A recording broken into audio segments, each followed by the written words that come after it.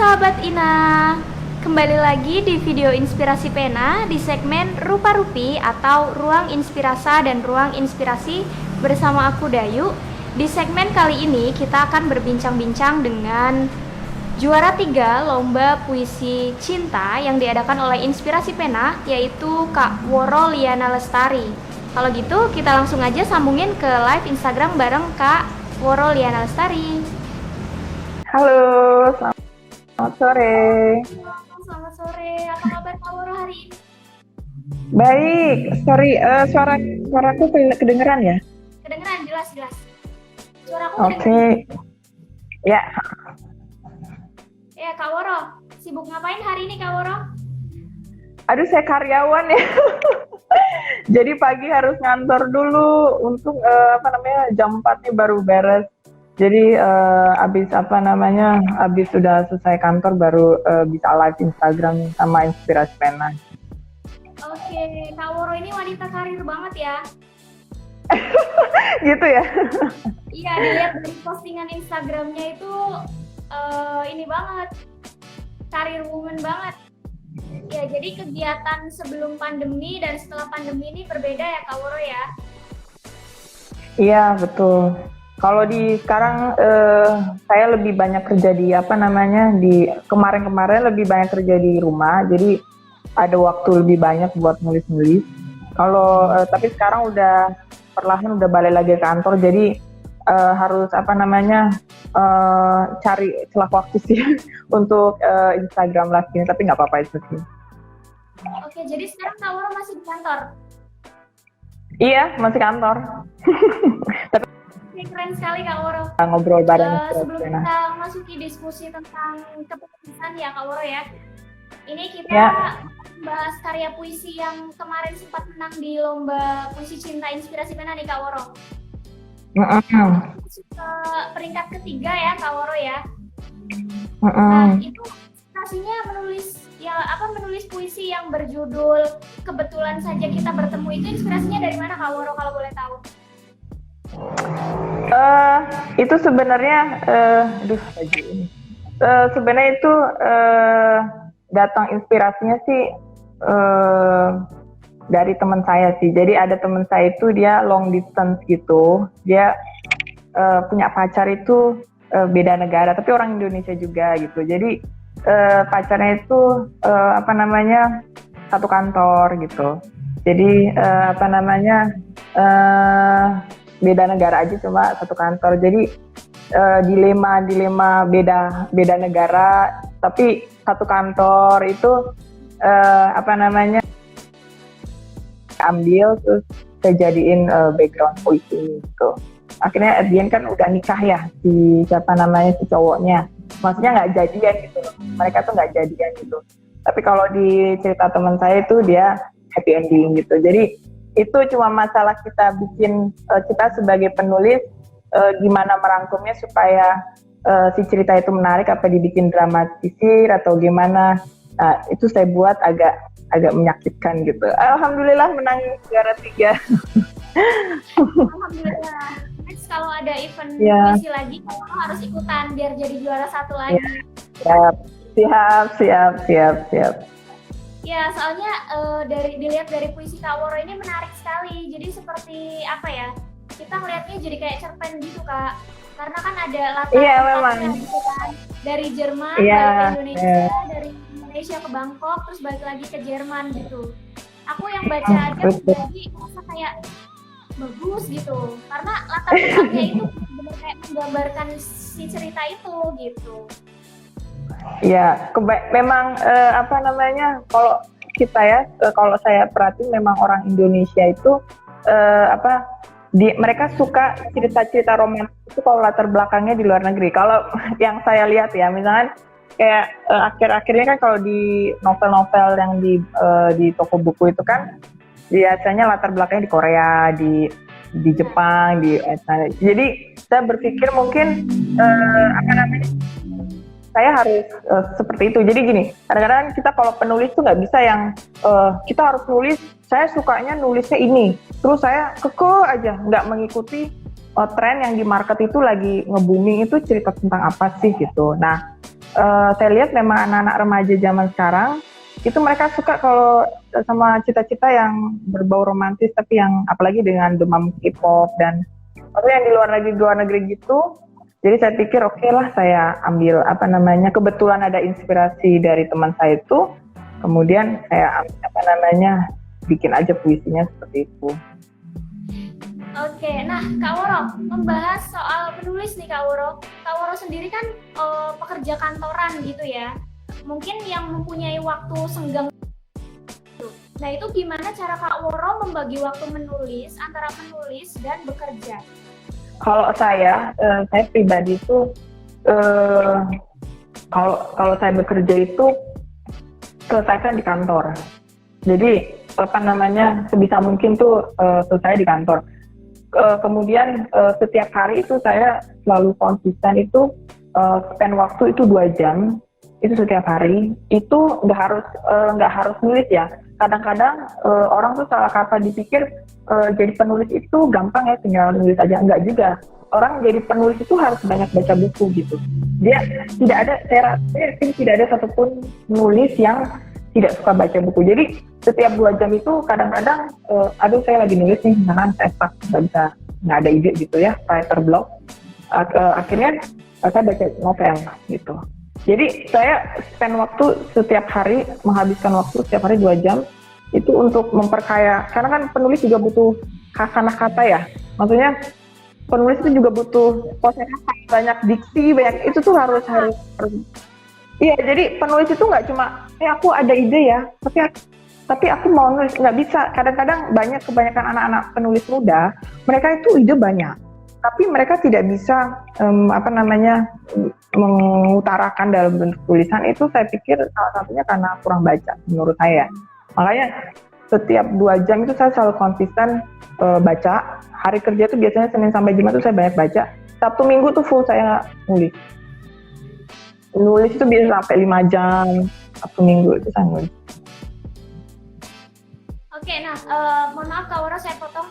Untuk seluruh sahabat Ina yang sedang bergabung di live Instagram Inspirasi Pena kali ini, boleh tanya juga ke Kak Woro, boleh tulis di kolom komentar pertanyaannya, nanti akan kita bahas, kita kupas bersama Kak Woro Liana. Nah Kak Woro, ini ada pertanyaan juga di poster yang Inspirasi Pena share di feed Instagram Inspirasi Pena nih Kak Woro. Ada pertanyaan dari Kak Nafisa, Kak, gimana membuat puisi yang bagus dan sesuai aturannya? Ya mungkin ini untuk diikutsertakan di perlombaan kali ya Kak Woro, karena ada aturan dan syarat gitu mungkin. Bagaimana cara membuat puisi yang bagus dan sesuai aturannya?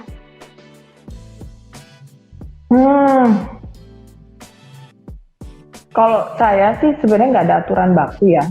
Kalau saya misalkan nih dari Inspirasi Pena itu maksimal 3 lembar gitu.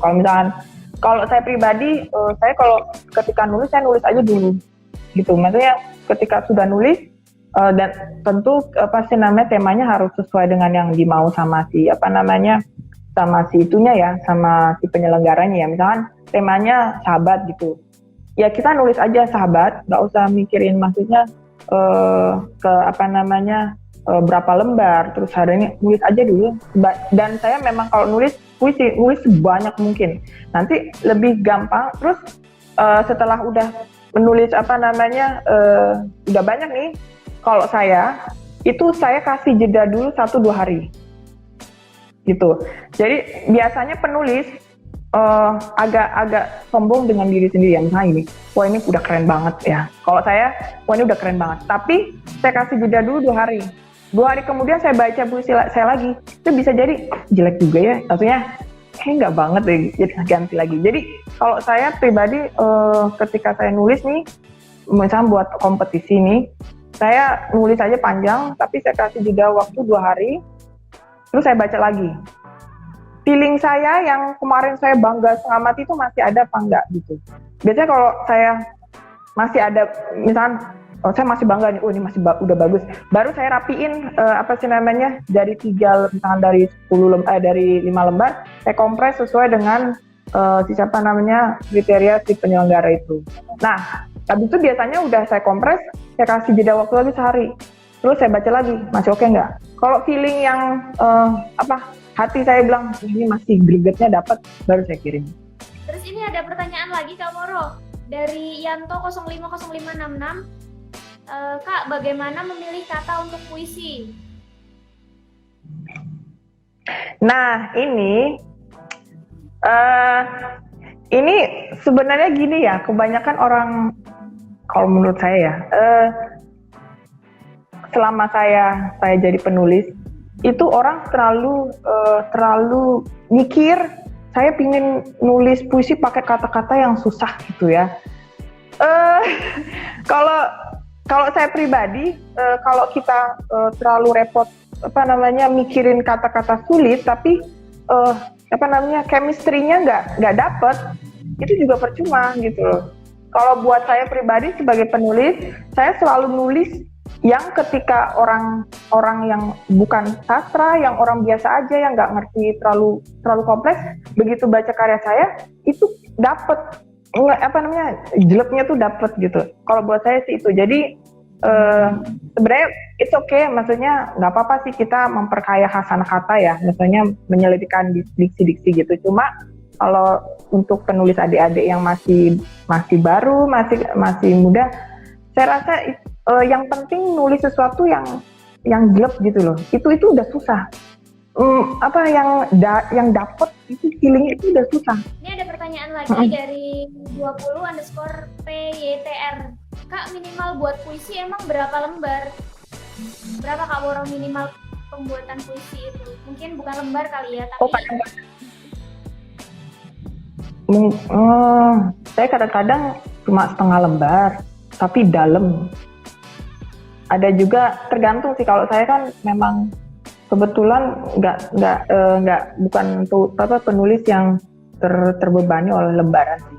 Buat saya ketika saya nulis gitu, orang itu saya beberapa kali ngirim puisi ke kompetisi gitu, itu juga cuma setengah lembar. Ya nggak menang, cuma masuk 10 besar, 20 besar itu masuk lah. Jadi sebenarnya nggak harus yang berlembar-lembar tuh, enggak. Itu kebetulan aja karena inspirasi pena bisa 3 lembar kan. Jadi biasanya kalau penyelenggara lomba puisi yang dia minimal halamannya 3-5, itu biasanya jenis puisi yang saya kirim itu biasanya kayak cerita, kayak dari awal sama akhir. Makanya yang puisi saya menang di lomba puisi inspirasi pena yang tema sahabat sama cinta itu selalu selalu kayak cerita dari awal sampai akhir. Itu selalu cerita kalau saya pribadi. Tapi kalau ada juga yang menyelenggarakan kompetisi puisi lain, dia nggak, biasanya cuma 1 lembar biasanya. Biasanya yang inspirasi pena ini salah satu penyelenggara yang agak maksudnya gampang. Dibebaskan sampai 3 lembar itu buat saya wow banget. Biasanya tuh penyelenggara kompetisi lain cuma 1. Bikin puisi yang bagus dalam cuma 1 halaman itu luar biasa susah buat saya. Untuk menghadapi adrenalinnya itu susah ya Kak Moro ya. Karena kita nggak dibebasin untuk bereksplorasi begitu ya Kak Moro ya. Iya, ini ada pertanyaan selanjutnya Kak Moro dari Febria Pratiwi 98. Kak, bagaimana cara menyusun puisi secara apik dan bagus agar terhindar dari kata-kata sara? Terima kasih. Kata sara ya. Aduh, saya nggak. Kalau saya ketika menulis puisi itu saya tipikal sebagai gaya menulis biasa. Kalau saya selalu pertama kalau saya penulis pemula itu saya selalu nulis 4-4. Biasa 4 ya. Setelah itu biasanya kalau 4-4 yang kalau adik-adik penulis baru, biasanya kalau penulis baru itu nulisnya bikin 4-4 aja, terus endingnya selalu serima. Jadi maksudnya endingnya itu kayak misalkan belakangnya di mana, terus bait kedua belakangnya A juga, terus bait ketiga belakangnya A. Jadi itu aja sederhana, karena ketika orang bacanya biasanya itu lebih menarik ya. Untuk penulis penulis awal-awal. Dulu waktu saya memulai nulis puisi, saya selalu mulainya 4, kemudian belakangnya dibikin rima gitu. Nah itu kalau udah gitu biasanya yang dengar puisi, yang baca, yang dengar itu buat mereka udah menarik ya. Biasanya karena itu ngebantu banget loh bikin puisi jadi menarik tanpa harus pakai diksi yang yang kompleks gitu ya. Jadi itu bisa diterapin sih. Tapi kalau Sarah ya menurut saya yang penting nggak usah pakai, ya sebisa mungkin jangan pakai kata-kata yang yang vulgar atau mengandung sara ya. Kata-kata sederhana aja kayak curhat. Sebenarnya puisi itu kan curhat ya. Oke, terima kasih Kak Woro. Selanjutnya ada pertanyaan dari Putri Pramana. Saya belum pernah menulis puisi karena lebih mengalir menulis cerpen. Kira-kira bagaimana supaya bisa memunculkan mood yang pas untuk memulai? Karena kata-kata sederhana yang jelek susah juga dibuatnya. Gimana Kak Woro? Baca buku. Baca buku puisi, udah itu aja. Dulu saya bukan penulis puisi. Saya itu baru nulis puisi baru tahun lalu sebenarnya. Dulu saya nulis novel juga. Waktu saya masih SMA itu saya nulis novel. Saya terbiasa nulis cerpen juga sama cerbung, cerita bersambung untuk majalah sama beberapa koran. Saya awalnya juga agak bingung, terus gitu saya lihat di Gramedia gitu banyak sekali buku-buku tentang puisi. Sekarang lagi ngetren. Akhir tahun lalu tuh lagi di mana-mana tuh di etalase semenjak buku nanti kita NKCT itu yang nanti kita cerita tentang hari ini. Ya itulah. Semenjak ada buku itu, yang saya lihat tren bukunya langsung semuanya buku tentang puisi. Habis dia keluar buku itu semua buku tentang puisi. Akhirnya saya coba baca buku itu, beberapa saya buka, ternyata puisi itu sebenarnya lebih lebih main feeling, main emosi gitu. Dari situ saya coba bikin puisi dan ternyata bisa juga gitu. Jadi itu sebenarnya bukan masalah, justru orang lebih gampang kalau dia terbiasa bikin novel, bikin cerpen untuk nulis puisi ketimbang orang yang tadinya nulis puisi buat saya. Terus dia nulis cerpen, terus nulis novel, karena itu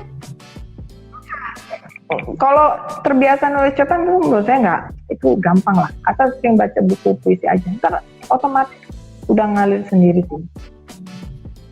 Oke, jadi Kak Putri Pramana kuncinya cuma satu, yaitu baca buku. Kalau misalnya Kak Putri Pramana ingin menulis tentang cerpen, puisi, berarti Kak Putri Pramana juga harus membaca buku-buku puisi. Begitu Kak Putri. Selanjutnya Kak Woro, pertanyaan dari Kak Nyata Rasa. Gue pernah dengar orang ngatain nulis itu sampah, kebanyakan halu. Gimana menurut Kak Woro? Mungkin ini kayak cuman mau merendahkan aja gitu kali ya Kak Woro ya? Enggak juga, itu tergantung gaya bahasa. Gaya bahasa puisi bisa jadi halu, yes, itu bisa. Jadi makanya kita sebaiknya bikin puisi itu pakai bahasanya. Makanya kalau saya tuh kayak gini nih, kayak misalnya puisinya kalau tanpamu aku tidak bisa hidup. Ya orang dengernya itu memang kelihatan halu gitu. Tapi kalau baca puisi karya, saya suka tuh puisinya karya Sabto Aji, itu buat saya tuh keren banget, dan tidak ada satupun feeling saya tuh halu ketika baca puisi itu tuh nggak ada sekali. Kemudian saya suka juga baca bukunya Dewi Lestari, itu juga itu sama sekali tidak ada ininya ya, kata-kata yang bikin saya kayak halu gitu. Jadi buat saya halu ya mungkin ya, tapi tergantung si gaya bahasa penulisnya ya. Bisa aja halu gitu, tergantung dia agak menggombal gak atau apa ya, itu memang. Tapi itu sebenarnya nggak benar sih, maksudnya buat saya sih justru kalau ketika baca puisi itu bisa jadi sebagai self healing. Kalau buat saya baca puisi itu self healing banget sih. kalau lagi stres atau apa, terus baca, apalagi yang, oh ini gue banget, itu bisa jadi self healing. Oke. Pertanyaan selanjutnya dari Kak Sri 1003. Apa yang membuat kakak menjadi suka menulis puisi? Saya itu orangnya introvert sebenarnya. Introvert itu karena kan pada dasarnya semua penulis rata-rata introvert ya. Orang yang nggak terlalu suka dengan sosialisasi sosial gitu ya, dengan dunia luar gitu kali ya Kak Woro ya.